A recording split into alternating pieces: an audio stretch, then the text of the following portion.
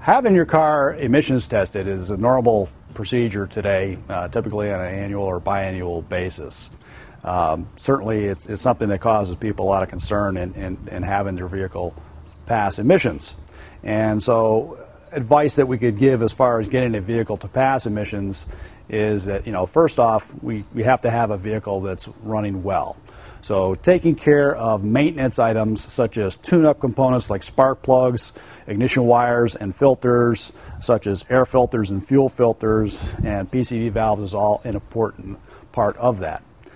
Assuming that that's okay and we have a good running vehicle and the check engine light is not on, then other possible reasons for failing emissions can have to do with things that are degraded and not necessarily bad.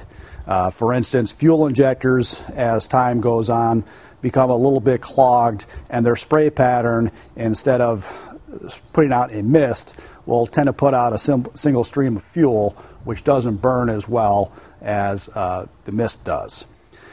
Other components that can become degraded over time are oxygen sensors and catalytic converters.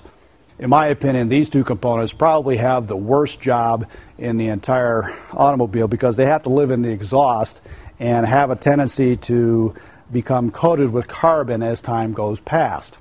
The oxygen sensor element is inside of this thimble, and as it becomes coated with carbon, its signal can be delayed because of that.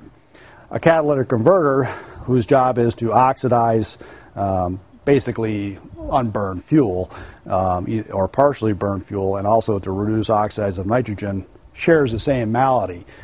It can degrade its operation. It can work not quite as well for reasons of carbon coating the actual catalyst material itself.